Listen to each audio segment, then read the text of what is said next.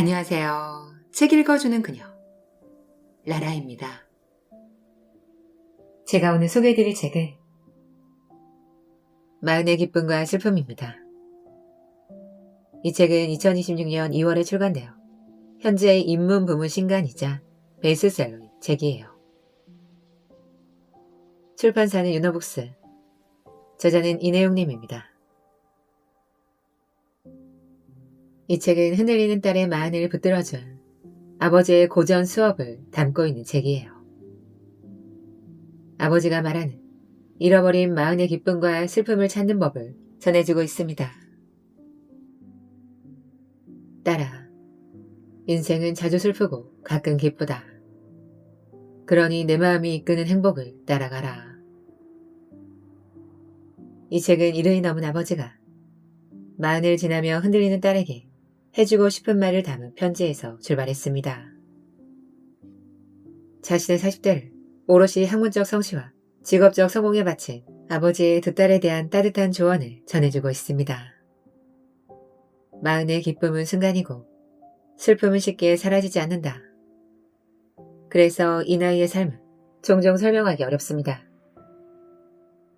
잘 살아온 것 같은 날들과 그렇지 못한 날이 번갈아 찾아오고 지금까지의 선택과 앞으로의 방향에 대해 끊임없이 고민하게 되는 때가 마흔이라고 설명합니다. 이 책은 바로 그런 시기에 놓인 사람의 책입니다.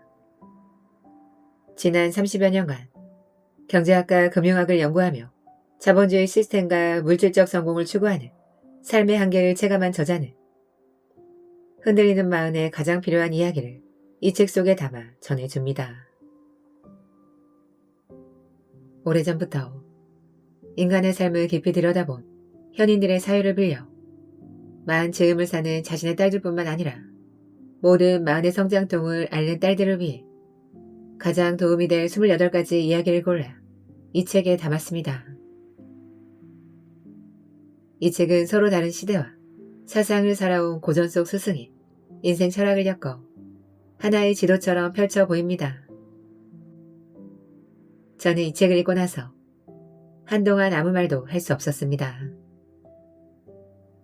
누군가 제 마음속을 오래 들여다보고 제가 꺼내지 못한 질문들을 대신 꺼내놓은 것만 같았기 때문입니다.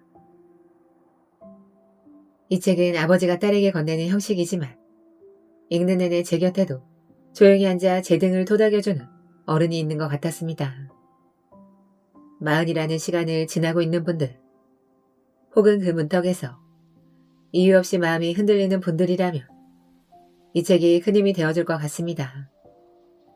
정답을 알려주는 책이 아니라 스스로를 이해하도록 도와주는 인생책이에요. 그럼 저와 함께 흔들리는 딸의 마흔을 붙들어줄 아버지의 고전 수업을 만나시러 책 속으로 들어가 보실게요.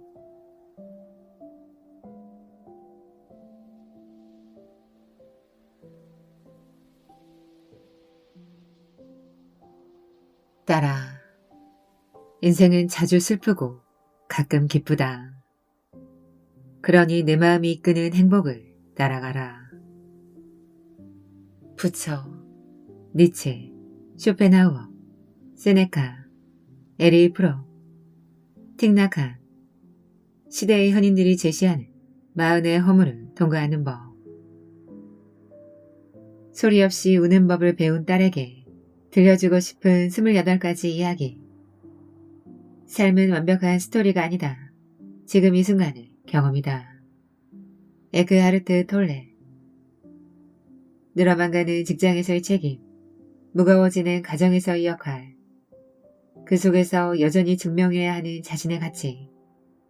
여성에게 마흔은 참 역설적인 나이다.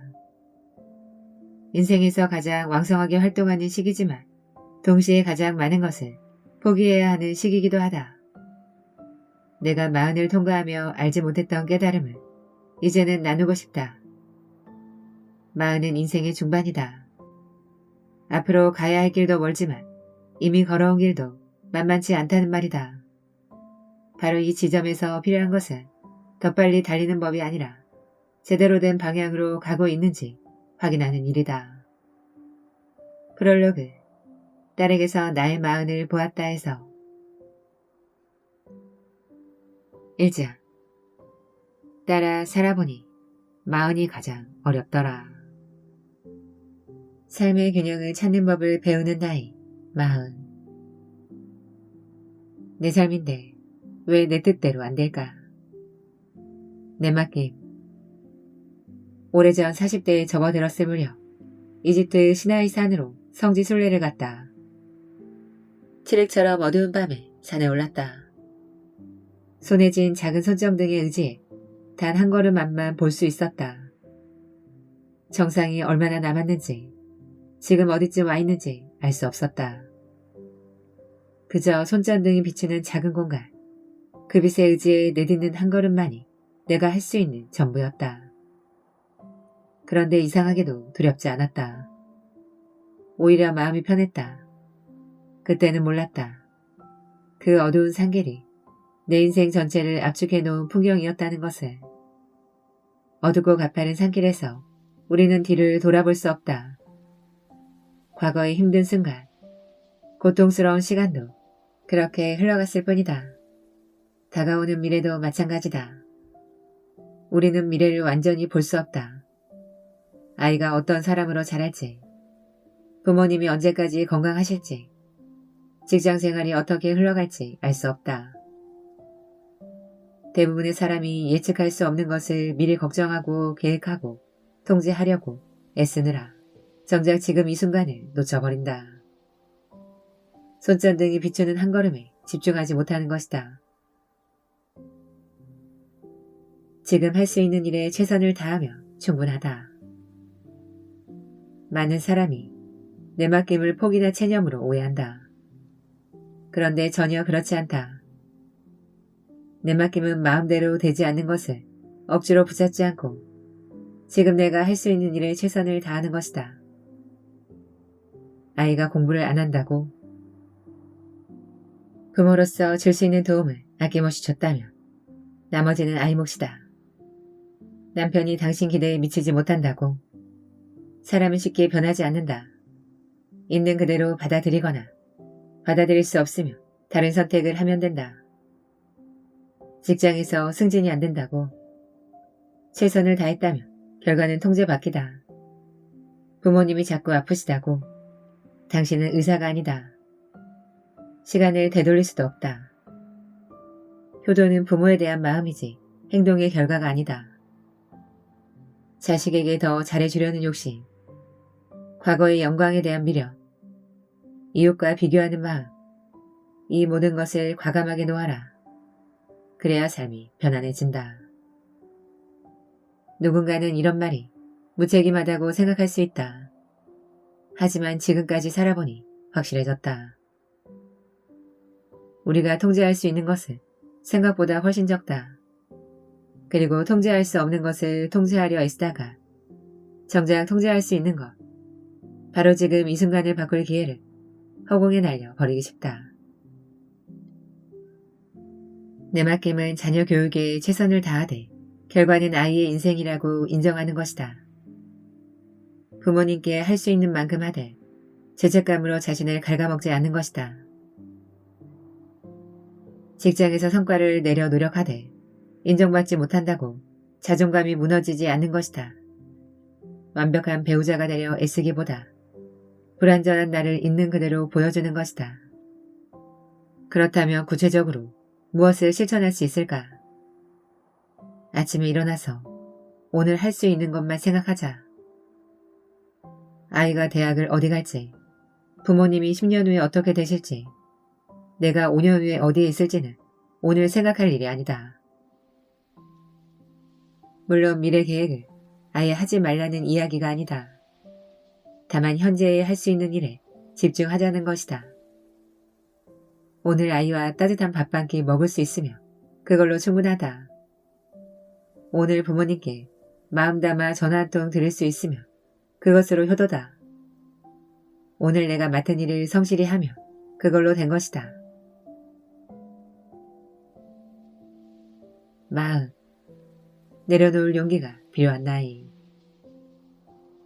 일이 뜻대로 안 풀릴 때는 그럴 수도 있지라고 말하자. 처음에는 어색하다. 하지만 계속 연습하다 보면 정말로 그럴 수도 있다는 게 느껴진다. 아이가 말을 안 듣는 것도, 승진에서 밀린 것도, 배우자와 의견이 안 맞는 것도 다 그럴 수도 있는 일이다. 이 세상 어떤 것도 뜻대로만 되지 않는다. 그게 인생이다. 가장 중요한 것은 자기 자신에게 관대해지는 것이다. 당신은 이미 충분히 잘하고 있다. 완벽하지 않아도, 실수해도, 가끔 화를 내도, 때로 지쳐서 아무것도 하기 싫어도 괜찮다. 당신은 사람이지 기계가 아니다. 너무 애쓰지 마라. 할 수 있는 만큼 하고 안 되면 내버려둬라. 손전등 하나만 들고 시나이산 정상까지 올랐을 때 정상에서 나를 기다리고 있던 것은 숨이 막히도록 아름다운 일출이었다. 그 아름다움은 말로 표현할 수 없을 정도였고 내가 얼마나 힘들게 올라왔는지와는 상관없었다. 그저 거기 있었다.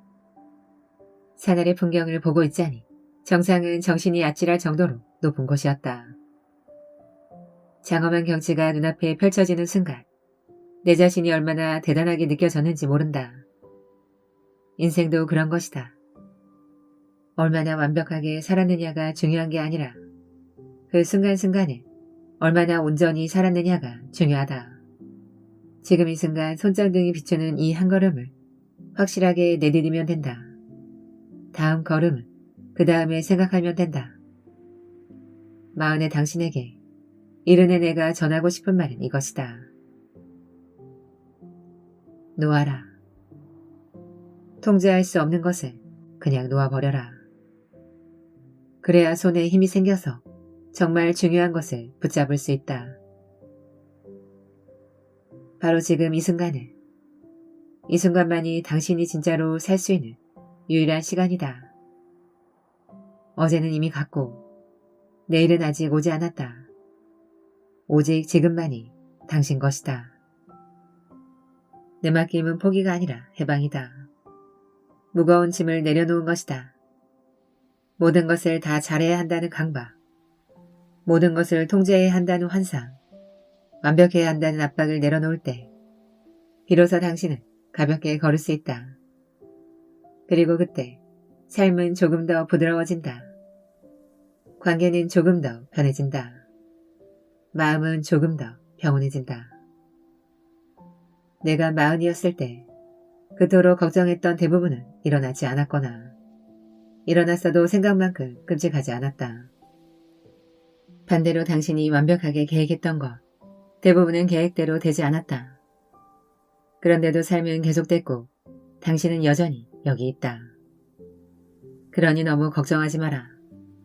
조금 내려놓아도 괜찮다. 조금 불안전해도 괜찮다. 그게 인간답게 사는 것이다. 우리는 인생 전체를 볼 수 없기에 지금 내딛는 한 걸음에 온전히 머무를 수 있다. 3자. 따라. 누가 뭐래도 인생의 주인공은 내 자신이다. 오늘, 지금 이 순간에 집중하는 삶. 일상 속 기적. 새벽 6시 알람이 울린다. 피곤한 몸을 일으켜 출근 준비를 한다. 어젯밤 늦게까지 회사 보고서를 작성하느라 잠을 제대로 자지 못했다. 승진 심사가 코앞이라 마음이 무겁다. 대학생이 된 큰아이 등록금, 연로하신 부모님의 병원비도 걱정이다. 지금 조금만 더 참고 버티면 나아질 거라고 스스로에게 되뇌지만 언제부터인가 오늘이 어제 같고 내일이 오늘 같은 삶을 살고 있다. 행복은 항상 다음에 있는 것 같다. 그런데 정작 그 다음이 왔을 때 또다시 다음을 바라보고 있지 않았던가. 현재라는 선물. 영어 프레젠트는 현재와 선물이라는 두 의미를 담고 있다. 이는 우연이 아니다. 우리는 매일 주어지는 현재라는 소중한 선물을 놓친 채 살아간다. 과거의 후회나 미래의 불안에 사로잡혀 지금 이 순간에 지나쳐 버린다. 틱낙하는 말했다. 삶은 고통으로 가득 차 있지만 또한 푸른 하늘, 햇빛, 아이의 눈과 같은 경이로움으로 가득하다. 우리는 삶의 수많은 경이로움과도 만나야 한다. 그것들은 그대 안에, 그대 주위의 모든 곳에 존재한다. 심리학자 데니얼 카너먼의 연구에 따르면 인간은 미래의 행복을 과대평가하고 현재의 만족을 과소평가하는 경향이 있다. 승진하면 행복해질 거야. 집을 사면 안정될 거야. 하지만 그 순간이 왔을 때 우리는 또 다른 목표를 향해 달리고 있지 않던가. 실제로는 지금 이 순간의 작은 기쁨들이 훨씬 큰 만족을 준다.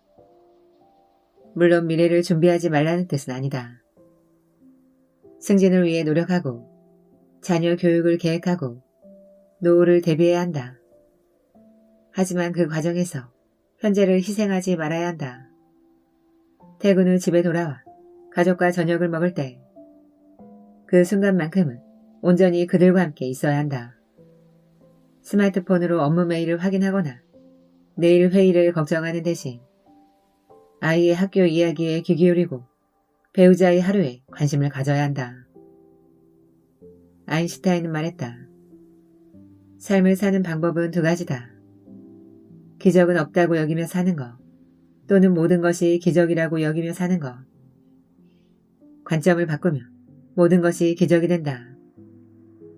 건강하게 걸을 수 있는 것, 따뜻한 밥을 먹을 수 있는 것, 사랑하는 사람들과 함께 있는 것. 이 모든 것이 당연한 게 아니라 선물이다. 지금으로 돌아오는 연습. 그렇다면 어떻게 바쁜 일상에서 현재 순간으로 돌아올 수 있을까? 틱낙하는 호흡에 주의를 기울이는 것만으로도 현재로 돌아올 수 있다고 가르쳤다. 회의 중에 스트레스를 느낄 때, 상사에게 혼날 때 잠깐만 멈추고 호흡을 느껴보라. 3번만 깊게 숨을 쉬어도 마음이 가라앉는다. 지금 이 순간 자신의 몸을 느껴보는 것도 중요하다. 의자에 앉아 있다면 엉덩이가 의자에 닿는 감각을 느껴보라. 서 있다면 발바닥이 땅에 닿는 느낌을 의식해보라. 손끝의 따끔거림, 심장의 고동소리를 느끼는 순간 우리는 자동적으로 현재로 돌아온다. 현대신경과학도 마음챙김의 효과를 입증한다. 단 8주간의 마음챙김 훈련만으로도 뇌의 회색질이 증가하고 스트레스 호르몬이 감소한다. 이는 더 이상 추상적인 영성의 문제가 아니라 과학적으로 입증된 사실이다. 현재 순간에 깨어있는 삶은 관계의 질을 근본적으로 변화시킨다. 상대방과 대화할 때 정말로 그 사람의 말에 귀 기울인다면 그 관계는 완전히 다른 차원으로 발전한다. 대부분의 부부 갈등, 부모와 자식 간 소통 단절은 서로가 현재에 없을 때 발생한다. 같은 공간에 있지만 각자 다른 생각에 빠져 있다면 그것은 함께 있는 것이 아니다. 법정 스님은 말한다. 지금 이 순간에 머물러라. 과거나 미래의 어느 때가 아니라 지금 이 순간이 나에게 주어진 유일한 순간임을 안다. 평범한 일상의 조각이 가장 소중하다. 마흔이 넘으면 더 이상 무한한 시간이 남아있지 않다는 것을 알게 된다. 어쩌면 이것이 축복일 수 있다. 시간의 유한함을 깨달았을 때 비로소 현재 순간이 얼마나 소중한지 알게 되기 때문이다. 승진도 중요하고 경제적 안정도 필요하고 자녀 교육도 신경 써야 한다. 하지만 그 모든 것을 하는 과정에서 당신 자신을 잃어버린다면 나중에 무엇을 얻는다 해도 의미가 없다. 승진했지만 건강을 잃었다며, 돈은 벌었지만 가족과 멀어졌다며, 그것이 진정 원하던 삶인가? 마흔의 당신에게 전하고 싶다. 이미 충분히 잘하고 있다. 가족과 회사를 위해 달려온 지난 시간이 헛되지 않다. 하지만 이제는 잠시 멈춰서서 주위를 둘러볼 때다. 당신이 그토록 달려가려던 미래는 사실 지금 여기에 있다. 아침에 눈을 뜨는 것, 따뜻한 커피 한 잔, 사랑하는 사람의 미소, 퇴근 후 소파에 앉아 쉬는 순간, 이것이 바로 당신이 찾던 행복이다. 어느 날 문득 깨달을 것이다. 인생에서 아주 소중한 순간들은 큰 성취나 극적인 사건이 아니라 그저 평범한 일상의 조각들이었다는 것을. 아이와 함께 웃었던 저녁, 배우자와 산책했던 주말, 친구와 나눴던 대화, 이런 순간들이 진짜 삶이었다는 것을. 그리고 그런 순간들은 지금도 계속 주어지고 있다. 오늘도 당신은 현재라는 선물을 받았다. 이 선물의 포장을 조심스럽게 풀어보자. 그 안에는 당신이 미처 발견하지 못했던 삶의 진정한 가치가 담겨 있다.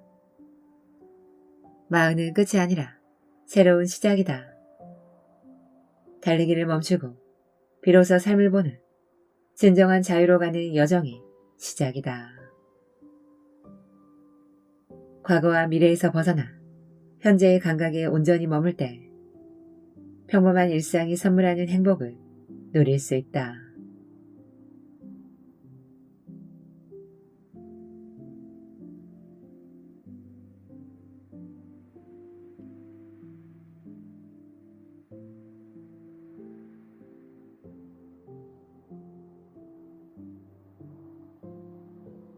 우리 구독자님들, 이 책은 마흔의 시간이 조용히 내려앉은 한 권의 위로였습니다. 지금의 나를 탓하기보다 여기까지 걸어온 나를 안아주게 만드는 책이었습니다.